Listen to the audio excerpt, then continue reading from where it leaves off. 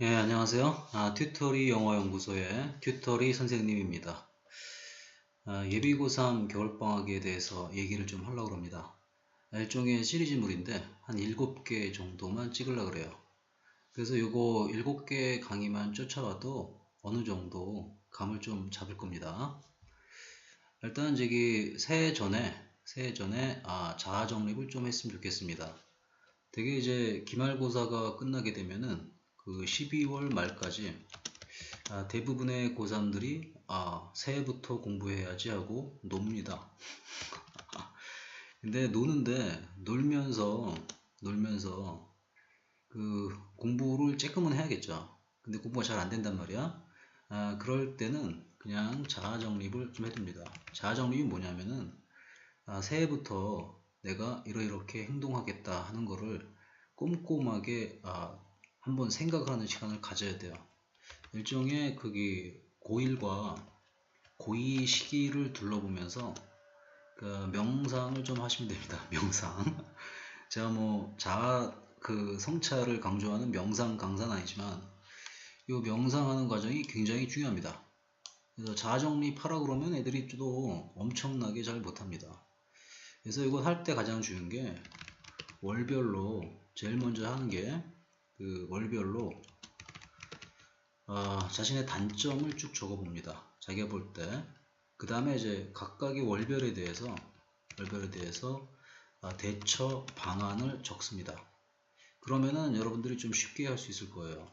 근데 이제 월별 단점을 적을 때도 항상 주의해야 될 게 고1과 고2를 돌아보면서 해야 되고, 그리고 월별 대처 방안은 언제 해야 되는 거냐면 고3 때 나는 이렇게 행동하겠다라고 적어 놓습니다. 그래서 이렇게 적은 다음에 이 내용을 갖다가 그게 부모님과 공유를 합니다. 이 부모님과 공유를 하게 되면은 제약이 생기기 때문에 이 제약이 결국에는 여러분이 이걸 지킬 수 있는 근거가 됩니다. 그러니까 이제 어머님하고 아버님한테도 부탁을 해야죠. 제가 이렇게 할 테니까 엄마, 아빠, 제가 이대로 안 하거든 꼭 지적을 해주세요. 이런 안전장치가 있게 되면은 어떻게든 간에 지키게 됩니다. 그래서 중요한 건 이제 자신만의 제약, 컨디션 좋을 땐 잘 지키지만은 컨디션이 안 좋을 때는 잘 못 지키는 경우가 상당히 많습니다. 그래서 그걸 갖다가 여러분이 스스로 해 두시기를 꼭 바랍니다. 이렇게만 얘기해 놓으면은 어떻게 하는지 잘 몰라가지고 예를 조금 들어줘야 돼요. 그래서 이 내용이 나와 있는 거는 이제 고3 영어, 고1이다. 고3 영어 프로토콜이라고 해가지고 이게 이제 제가 쓴 책이 있어요. 이렇게 보니까 또 책 광고 같은데 살짝 광고는 맞습니다. 그렇지만 뭐 책보다는 이 내용에 좀 중점을 두시면 되겠습니다. 여기 또 한 번 더 얘기하면 이 체험판이 제 홈페이지에서 공개되어 있으니까 거기서 체험판을 다운받으셔서 읽으셔도 됩니다. 무료니까 편안하게 읽어보셔도 돼요.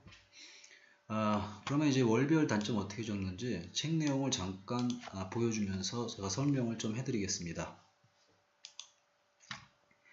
책 내용의 일부를 제가 찾아놓은 건데요.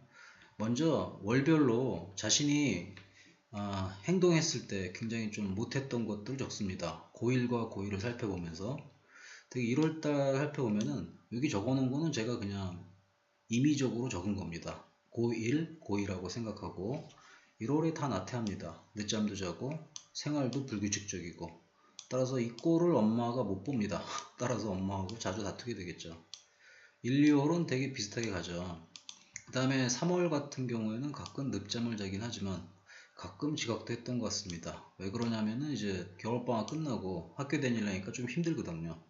그리고 여지나 다를 것 없이 주말에는 늘어집니다. 1, 2월에 여운이 남아서. 근데 4월 같은 경우에는 이제 중간고사가 있긴 한데 잘 보고 싶지만 대부분의 아이들은 좀 소홀하게 되는 경우가 있죠.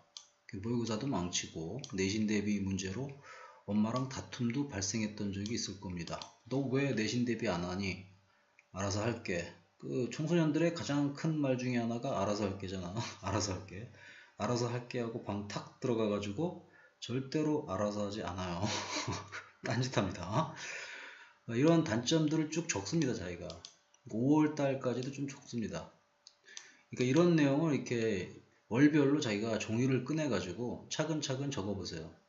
이렇게 쭉 한번 적어 보세요. 그 적어 본 다음에 각각 월별로 해 가지고 거기가 대처 방안을 또 적습니다. 여기는 이제 자신의 단점들을 쭉 적었잖아요. 그 다음에 이제 대처 방안들 적습니다. 책에 있는 내용이에요. 책에 있는 내용을 제가 펴놓고 하는 겁니다. 이제 월별로 이유를 한번 적어 보겠습니다. 적으면 어떻게 돼요? 겨울방학이니 좀 쉬고 싶다는 생각이 지배죠. 그래서 1월 달에는 나태해지고 늘어지게 돼요. 그러죠. 1월과 동일하고 3월에 그런 행동이 바라지는 이유가 이제 겨울방학 때 이루어지는 후유증입니다. 그리고 4월은 뭐 마음가짐 형성되지 않은 이렇게 자기가 이유를 한번 또 적어봅니다. 이유를 됐습니까? 됐죠. 그렇고 나서 이제 어떻게 해서 공통점인 것을 찾아보게 되면은 쉬고 싶다는 거고 공부 의지가 없답니다. 어떻게 하면 돼요? 쉬는 걸 갖다가 좀 계획적으로 쉬면 되고 공부 의지는 없으니까 어떻게 돼요? 계획표를 만들어 가지고 의지가 없는 상태에서도 할 수 있게끔 만들어야겠죠. 그러면 이제 자아정립은 쉬고 싶을 땐 어떻게 하겠다. 공부 의지가 없을 땐 어떻게 하겠다. 이 내용을 월별로 깔끔하게 적어 놓는 겁니다.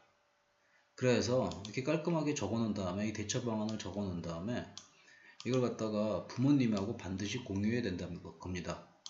이런 자아정립을 반드시 해놓기 바랍니다. 언제?